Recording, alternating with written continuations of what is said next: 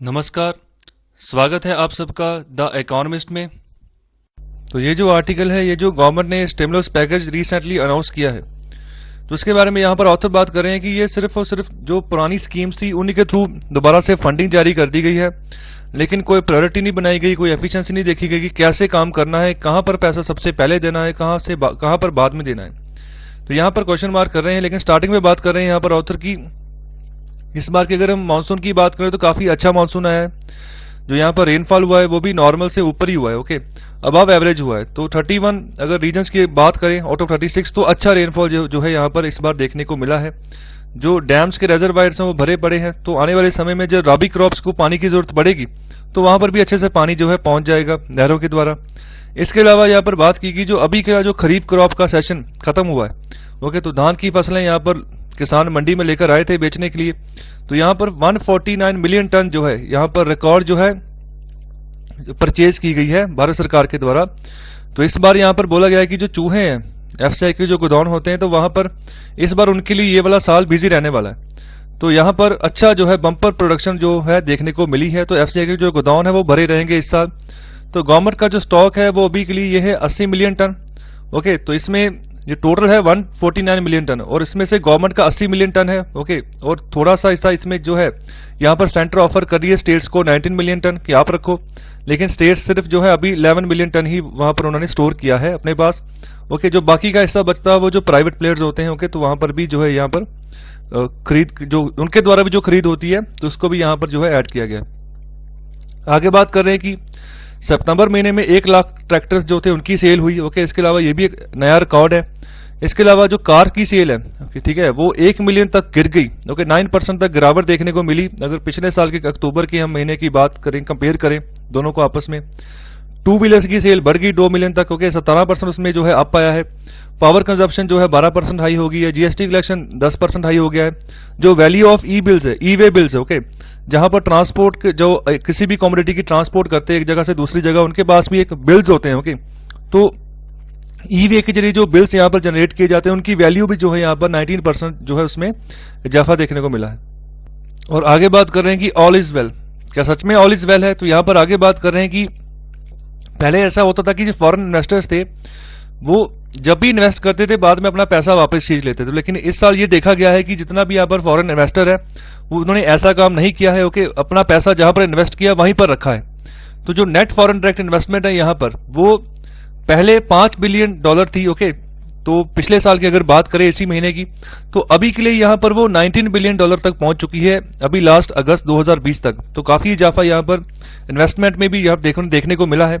साथ ही साथ जो भारत सरकार का जो फॉरेन एक्सचेंज रिजर्व है वहां पर भी जो है 560 बिलियन रुपीज है। तो इतना पैसा है यहाँ पर कि अगर यहाँ के एक्सपोर्टर्स एक साल के लिए छुट्टी में भी चली जाए तब भी जो है भारत सरकार जो है एक साल तक जो है इंपोर्ट कर सकती है। इतना पैसा जो है यहाँ पर फॉरेन एक्सचेंज रिजर्व में बन चुका है। तो ये बड़ा है foreign exchange reserve, okay, Bharat सरकार का इसी साल। तो यहाँ पर इसके अलावा जो गवर्नमेंट, इसके अलावा जो कॉर्पोरेट बॉन्ड यील्ड्स हैं, ठीक है, वो वहां पर गिरावट देखने को मिली है, ओके। इसके अलावा ये जो सारा डाटा यहाँ पर लिया गया है मिनिस्ट्री ऑफ फाइनेंस की ओर से, जो इनका लेटेस्ट मंथली इकोनॉमिक रिव्यू आया है उसके तहत ये डाटा जो है यहाँ पर ऑथर ने यहाँ पर लिया है। तो यहाँ पर मिनिस्ट्री जो है यहाँ पर सोच रही है कि हमारे देश की जो इकोनॉमी है वंडरफुल है, ओके, बहुत बढ़िया तरीके से चल रही है। तो लेकिन यहाँ पर ये बात बोल रहे हैं कि ये जो स्टिमुलस पैकेज अभी जो इन्होंने इंट्रोड्यूस किया है तो इसको इतना डिले क्यों कर दिया, okay. But it's minister has just introduce her 5th stimulus package by, अभी तक 5th ही क्यों है, ओके, और कर देते, ओके। कहने का मतलब एक और आप स्टिमुलस पैकेजेस भी अनाउंस कर रहे हो, या तो करो ही ना, या फिर ज्यादा करो, ओके। तो एक और जो आप ये शो कर रहे हो कि हमारी इकोनॉमी बहुत बढ़िया स्टेट में चल रही है, जैसे अभी आपने फिलहाल डाटा देखा होगा, उससे तो यही लगेगा ना कि इकोनॉमी देखो बहुत वंडरफुल सिचुएशन में पहुंच गई। हालांकि ये इकोनॉमिक रिवाइवल हो रहा है अभी, ओके, अभी इसने और अच्छी सिचुएशन में पहुंचना, ये इसकी अच्छी सिचुएशन नहीं है, ओके, ये तो एक पहला पड़ाव है इसका। तो यहाँ पर यही बात बोल रहे हैं कि जो मिनिस्ट्री है उसको सोचना चाहिए कि अभी तक सिचुएशन सही नहीं है, इतनी जो स्टिमुलस पैकेजेस हैं और चाहिए, ओके, और उसको सही तरीके से यहाँ पर लगाना है। तो यहाँ पर आगे यही बात कर रही है। तो यहाँ पर अगर सब कुछ अच्छा चल रहा है, ओके, तो फिर ये बीच में मेडल क्यों कर रहे हैं, बीच में दखल क्यों दे रही है जो हमारे फाइनेंस मिनिस्टर है, ना दें, ओके। तो यहाँ पर इसको अच्छे से समझाने के लिए यहाँ पर ऑथर कर रहे हैं कि देखो इकोनॉमी को यहाँ पर अच्छे से समझने के लिए यहाँ पर जो भी यहाँ पर मैं फिगर लिखूंगा उसको मैं ट्रिलियन रुपीस में लिखूंगा, ना कि लाख करोड़ में। ओके, तो यहाँ पर सबसे पहले बात कर रहे हैं कि 2019 में इंडिया की जो करंट प्राइसेस पे जीडीपी थी वो थी 183 ट्रिलियन रुपीस। ओके, तो मुझे आप ये बताइए कि जीडीपी एट करंट प्राइसेस और जीडीपी एट कांस्टेंट प्राइसेस, इन दोनों में क्या फर्क होता है? कमेंट बॉक्स में इसका आंसर दीजिए। सो इस साल जो है यहाँ पर हम बढ़ रहे हैं 200 ट्रिलियन रुपीस की ओर, कि हमारी जीडीपी इतनी बढ़ेगी आने वाले समय में। तो गवर्नमेंट ऑफ इंडिया ने यहाँ पर जो है स्पेंड किया है 30 billion rupees. Okay, running a revenue deficit of 6 trillion rupees and physical deficit of 8 trillion rupees. देखिए, टोटल यह जो बजट है वो 30 बिलियन रुपीस का है, जिसमें से रेवेन्यू डेफिसिट 6 ट्रिलियन रुपीस का है और जो फिजिकल डेफिसिट है वो 8 ट्रिलियन रुपीस का है। तो रेवेन्यू डेफिसिट मतलब कि जितना पैसा टैक्सेस के या नॉन टैक्सेस के रूप में सरकार इकट्ठा करती है, फिर वो पैसा पर्याप्त नहीं होता है कि भारत सरकार में बजट के थ्रू अलग अलग फील्ड्स में, अलग अलग सेक्टर्स में, अलग अलग स्कीम्स के थ्रू लगाया जाए, फिर मार्केट से सरकार उधार लेती है। तो यहाँ पर उसको बोलते हैं रेवेन्यू डेफिसिट। और फिजिकल डेफिसिट मतलब एक साल का वित्तीय घाटा। पिछले साल के साथ हम इसको कंपेयर करके चलते हैं तो इस साल ये 8 ट्रिलियन रुपीस तक जो है वो पहुंच चुका है। ओके, बढ़ता जा रहा है, इसको कंट्रोल करने की जरूरत है। So that is 3% and 4% of GDP respectively. जो ये वित्तीय घाटा है ये टोटल जीडीपी का 3 और 4% के बीच में चला गया है। हालांकि भारत सरकार चाहती थी कि इसको 3.5% तक कंट्रोल करके चले, लेकिन 4% तक ये पहुंच चुका है। और आगे यहाँ पर बात की गई है कि जो लेटेस्ट प्रेजेंटेशन दी है फाइनेंस मिनिस्टर ऑफ इंडिया ने, तो वहां पर उन्होंने बात की है stimulus measures of 20.87 trillion rupees. कितने स्टिमुलस जो है हम देंगे। ओके, तो ये बिल्कुल बराबर है जितना एक साल में गवर्नमेंट बजट के थ्रू स्पेंड करती है, क्योंकि जितना एक गवर्नमेंट का बजट होता है ना एक साल का, तो इसी के बराबर ये जो है अनाउंसमेंट कर रहे हैं पैकेज की। ओके, जैसे 20 लाख करोड़। ओके, तो ऐसे ऐसे करके तो यहाँ पर गवर्नमेंट ऑफ इंडिया जो ये स्पेंड करेगी, साथ ही साथ जो बजट का पैसा है, ठीक है, वो भी स्पेंड करी, तो इनका जो एक्सपेंडिचर है वो तो डबल हो जाएगा ना। तो यहाँ पर क्या होगा, ना ये नए टैक्सेस लगा रहे हैं। ओके, जो इनका पूरा का पूरा एक्सपेंडिचर है वो किसके ऊपर चला जाएगा? गवर्नमेंट के ऊपर। तो गवर्नमेंट का डेफिसिट बढ़ जाएगा, वित्तीय घाटा बढ़ जाएगा। तो क्या होगा, अभी 3 से 4% तक है जीडीपी के, आने वाले समय में वो 8 से 20% तक पहुंच जाएगा। तो जब भी वित्तीय घाटा बढ़ जाता है तो हमेशा फिर महंगाई बढ़ती है। तो यहाँ पर कह रहे कि अगर एडिशनल एक्सपेंडिचर करेंगे, इकोनॉमी तो स्टिमुलेट होगी, अच्छी बात है, डिमांड क्रिएट होगी, प्रोडक्शन बढ़ेगी, सप्लाई चेन अच्छे से काम करना शुरू कर देगी।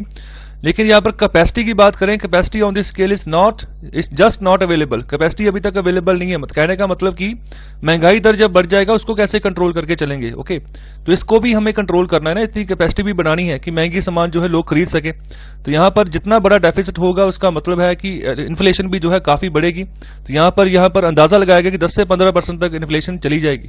तो अभी के लिए फिलहाल जो है आरबीआई इसको 2 से 6% के बीच में कंट्रोल करके चलता है महंगाई दर को। और आगे बात करें कि अगर इसी तरह से इन्फ्लेशन बढ़ गई तो हमारी सिचुएशन भी जो लैटिन अमेरिकन कंट्रीज हैं उनकी जैसी हो जाएगी। जैसे वेनेजुएला है, उसकी भी सिचुएशन ऐसी हुई थी, महंगाई बहुत ऊपर चली गई थी, वो इन्फ्लेशन दर 700% से ऊपर चला गया था वहां पर। ओके, तो यहाँ पर क्या होगा, तो लोग जो है पैसा निकालेंगे, उसको स्पेंड करना शुरू कर देंगे। ओके, तो इससे फर्दर और स्टिमुलेट हो जाएगी महंगाई। तो क्या होगा, जो हमारा पैसा है, रुपीज है, वो कोलैप्स हो जाएगा। तो वेनेजुएलन का जो बोलिवियर था, ओके, जो उनकी करेंसी थी, वो भी $1 के पीछे वो 3 लाख तक चली गई थी। मतलब इतनी बुरी तरह वो कोलैप्स हुई थी।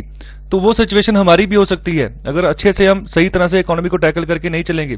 तो फिर ब्लैक मार्केटिंग होगी, लोग फॉरेन एक्सचेंज जो है वहां पर फॉरेन करेंसी की ओर दौड़ेंगे कि फॉरेन करेंसी हमें खरीदनी है। ओके, तो यहाँ पर एक तरह से ब्लैक मनी का ना फिर दोबारा से दौर शुरू हो जाएगा, जिसको रोकने के लिए यहाँ पर डीमोनेटाइजेशन की गई थी। ओके, तो वहां पर भी देश का काफी नुकसान हो गया था। डीमोनेटाइजेशन के चलते चलते इकोनॉमी में काफी नुकसान उस समय हुआ था। ओके, तो यहाँ पे 100 टाइम्स जो है ब्लैक मनी जो है ब्लैक मार्केट बढ़ जाएगी। तो और भी नीरव मोदी जैसे यहाँ पर पैदा हो जाएंगे जो टैक्स चुराकर भाग जाएंगे और 11-11 हजार करोड़ का चूना जो है बैंकों को लगाकर दौड़ जाएंगे। सो आगे बात कर रहे हैं, बट नो, फाइनेंस मिनिस्टर जो भी इन्होंने अपनी प्लानिंग शो की थी ना, वहां पर कुछ भी ऐसा नहीं बताया कि इन सब चीजों के बारे में भी वो सोच रहे हैं। ओके, जितने भी इन्होंने यहाँ पर स्टिमुलस पैकेजेस अनाउंस किए हैं, यहाँ पर 40% पैसा जो आएगा वो आरबीआई से आएगा, आरबीआई मेजर्स के हिसाब से आएगा। तो आरबीआई यहाँ पर कोई रियल एक्सपेंडिचर नहीं करता, वो सिर्फ फाइनेंस प्रोवाइड करता है और बैंक फाइनेंस को कंट्रोल करने का काम करता है। लेकिन यहाँ पर गवर्नमेंट ऑफ इंडिया क्या कर रही है पिछले कुछ समय से, उनको आरबीआई को प्रेशराइज कर रही है कि बैंकों को ऐसे लैंडिंग नॉर्म्स बनाओ कि जो है बैंक ज्यादा से ज्यादा जो है पैसा लैंडिंग के ऊपर दें, लोन के ऊपर दें, पहले से ही नॉन परफॉर्मिंग एसेट्स का भार बैंकों के ऊपर ज्यादा है। बैंक 100 बार सोच रहे हैं कि पैसा उधारी पे देना है कि नहीं देना है, लोन के ऊपर देना है कि नहीं देना है, तो इससे और ज्यादा बढ़ जाएगा, लेकिन इसके बारे में कुछ नहीं सोचना है। अगर देखो जो आरबीआई का गवर्नर होता है, ये सब चीजें जिस कुर्सी पे वो बैठता है ना, उसके सामने सभी तरह की सिचुएशंस होती हैं, तो वो सोच के फैसला लेता है कि भारत के हित में कौन सा फैसला है। तो यहां पर गवर्नमेंट आरबीआई को ही प्रेशराइज करती है कि जो आपके पास रिजर्व पड़ा है वो हमें दो। देखो डीमोनेटाइजेशन के बाद सब कुछ ऐसा ही चला था, भारत सरकार ने फिर पैसे मांगने शुरू कर दिए थे आरबीआई से कि आपके पास 10 लाख करोड़ का रिजर्व पड़ा है, उसमें से हमें 3 लाख करोड़ का जो है पैसे दे दो, हम उसको स्कीम्स में लगाएंगे। मतलब ऐसे पैसे जो है स्कीम्स में लगा देंगे, स्कीम्स से कोई आउटपुट नहीं मिलेगी भारत सरकार को। ओके, तो ये जो 3 लाख करोड़ है ऐसे ही चले जाएंगे। तो ये 10 लाख करोड़ रखे होते हैं आरबीआई ने कि कोई अगर इमरजेंसी सिचुएशन आने वाले समय में भारत में पैदा होती है तो उससे निपटने के लिए, इसलिए ये रिजर्व होता है। तो अभी देख ली इमरजेंसी सिचुएशन कैसे आई है कोविड-19 जैसे, तो अब ये पता चलता है कि रिजर्व अगर ना हो तो कितना बुरे हालत हो सकते थे देश के। ओके, फाइनेंशियल इमरजेंसी जैसी भी सिचुएशन लग सकती थी अगर और थोड़ी देर लॉकडाउन लगा रहता तो यहां पर देखो नॉन परफॉर्मिंग एसेट्स बढ़ते जा रहे हैं। गवर्नमेंट क्या करती है, अगर आरबीआई का गवर्नर गवर्नमेंट की बात नहीं मानता उसको डिसमिस कर देते हैं। ओके, जैसे जब डीमोनेटाइजेशन हुई थी, जो रघुराम राजन थे उन्होंने खुद ही इस्तीफा दे दिया। फिर बाद में आए उर्जित पटेल, उनको प्रेशराइज किया कि 3 लाख करोड़ दो, फिर उन्होंने इस्तीफा दे दिया। इसके बाद जो डिप्टी गवर्नर थे उन्होंने इस्तीफा दे दिया। अभी जो आरबीआई के गवर्नर लगाए गए हैं वो गवर्नमेंट का ही एक बॉडी है। ओके, तो यहाँ पर वो उन्होंने जब वो गवर्नर बने तो 1.5 लाख करोड़ जारी कर दिया था उन्होंने भारत सरकार को। ओके, तो बिना किसी एजिटेशन के कि आप किस पद पर बैठे हो, आपने क्या काम करना हो, आप क्या काम कर रहे हो। ओके, तो यहां पर ऐसे सरकार करती है। ओके, बिना मतलब के फिर प्रेशराइज करती है पैसा जुटाने के लिए। तो ये सिचुएशन हो रही है सभी पूरी इकोनॉमी में। महंगाई अभी बढ़ सकती है आने वाले समय में, लेकिन इन सब चीजों के ऊपर सरकार फोकस नहीं कर रही है। और आगे बात कर रहे हैं ऑथर की, ये जो अभी आत्मनिर्भर भारत अभियान के तहत जो स्टिमुलस पैकेज 3 अभी अनाउंस किया गया है ना, तो यहां पर कुछ नहीं होने वाला है। ओके, इससे मेकिंग इंडिया जो ये बात बोलेंगे सेल्फ रिलायंट बनाना है इंडिया को, ऐसा कुछ नहीं होने वाला है। इसमें सिर्फ और सिर्फ क्या किया है इन्होंने पैसे बांटे हैं अलग अलग क्षेत्र में। जैसे कोविड वैक्सीन के लिए R&D के लिए 9 बिलियन रुपीस दे दिए, सब्सिडीज और loan to Indian companies for import substitution 102 billion rupees दे दिए, loans to exporters 30 billion rupees दे दिए। Okay, rural employment 100 billion rupees दे दिए, housing for urban poor 180 billion rupees दे दिए। सो वन ऐसे तरह, मतलब इस डायरेक्शन के ऊपर ये जा रहे हैं जहां पर सिर्फ वेस्ट है। ओके, यहां पर ये बात बोली गई, it would be waste of space to go on with the F arms list. Okay, the schemes I have mentioned are enough to give an idea of where she is going. She is going मतलब जो हमारी निर्मला सीतारमन जो finance minister हैं, वो किस और जो है देश की इकोनॉमी को लेकर जा रही हैं, इसके ऊपर यहां पर क्वेश्चन मार्क कर रहे हैं। So what is so striking about her list is the length and the chaos. Okay, so Sitharaman has handed out money for merit schemes without any thought of priority and efficiency. So last में यही बात simple बोली है कि लंबी चौड़ी list इनके पास है कि कहां पर हमने यहां पर पैसा देना है, लेकिन प्रायोरिटी नहीं बनाई हुई, कहां पर पहले देना है, कहां पर सबसे ज्यादा काम खराब है। जैसे होटल इंडस्ट्री है, वो तो उठ ही नहीं पा रही, वहां पर लोगों का ट्रस्ट ही नहीं है कि हम जाएं होटल इंडस्ट्री में, वहां पर रूम बुक करें, जहां वहां पर स्टे करें। तो यहां पर सबसे खराब कारोबार चल रहा है, तो इसको सही करना है, इसके ऊपर कोई फोकस नहीं है। ओके, तो यहां पर आगे बात कर रहे हैं। सो ऐसा कुछ सिनेरियो दिख रहा है भारत का। Okay, so how does the FM and her government see them, कैसे देखते हैं ये पूरे देश को, कैसे इकोनॉमी को देखते हैं, कैसे काम कर रहे हैं। तो यहां पर आखिर में यही बात बोल रहे हैं कि इनका मानना यही होता है, सोच यही होता है कि गवर्नमेंट का काम होता है फंड रिलीज करना और सब्सिडाइज करना, जितने भी तरह के अप्रोच उनके सामने आते हैं। Okay, and if one funds one then 10 will get the idea and approach one. तो यहां पर सीधे सीधे ये ही बात बोल रहे हैं कि समझ नहीं है कि कैसे इकोनॉमी को चलाना है, इसके ऊपर ये पॉइंट आउट कर रहे हैं। ओके, तो यहां पर सीधे सीधे बात बोला कि उन्होंने एफएम ने कौन सा, जो फाइनेंस मिनिस्टर उन्होंने कौन सा अपनी पैसा यहां पर यूज करना है, गवर्नमेंट का पैसा है वहां पर उसे बखेरते जाओ, टैक्सेस के थ्रू आया है, ठीक है। मतलब यहां पर जो है अपने सैलरी के हिसाब के जो पैसा जो है इसको बांटते जाओ। ओके, देखो सिचुएशन, ये पैसा अनाउंस तो करते हैं, ये फिलहाल पहुंचता भी है या नहीं पहुंचता, ये भी इसके ऊपर भी अभी क्वेश्चन मार्क है। लेकिन यहां पर जो ऑथर ने बातें की हैं बिल्कुल सही है कि यहां पर जो फाइनेंस मिनिस्टर है उनका जो रोल होता है बहुत अहम होता है। अगर यहां पर पत्रकार कोई उनको सवाल पूछता है ना, तो वो गुस्सा कर जाते हैं, ये सही नहीं है। ओके, जो पर्याप्त डिसीजन है, पर्याप्त फैसले है, वो उनको यहां पर देने चाहिए तो यहाँ पर थोड़ा सा लूप होल देखने को मिलता है कि जो कारगुजारी है हमारे फाइनेंस मिनिस्टर की, ओके, यहाँ पर मैं कोई क्रिटिसाइज मैं नहीं कर रहा हूँ, यहाँ पर जो ऑथर जो यहाँ पर बात लिख रहे हैं, जो इन्होंने बातें बोली है, इन्हीं का मैं कंक्लूजन आपको दे रहा हूँ यहाँ पर, ओके। तो यहाँ पर जरूरी है कि अच्छी सोच, अच्छी अप्रोच लेकर चले। ठीक है, स्टिमुलस पैकेजेस चाहिए, ओके, अच्छी बात है, लेकिन यहाँ पर प्रायोरिटी किसको देनी है ये भी इंपॉर्टेंट है, ओके। सबसे पहले किसको देना है, सबसे लास्ट में किसको देना है, ये भी सबसे इंपॉर्टेंट है। और फंड्स की यूटिलाइजेशन कैसे करनी है, आरबीआई को प्रेशराइज नहीं कर सकते हम, ठीक है, ये भी चीज हमें ध्यान में रखनी है। आरबीआई के जरूर उसके पास रहने दो, वो आने वाले समय में काम आ सकते हैं, जैसे अभी इमरजेंसी सिचुएशन में काम आए हैं, ओके। तो जितना आरबीआई के पास रिजर्व है उससे एक स्टेटस पता चलता है किसी देश का कि हाँ उसकी बैकबोन कितनी स्ट्रांग है। फिर ही बाहर का इन्वेस्टर आएगा ना इन्वेस्ट करने।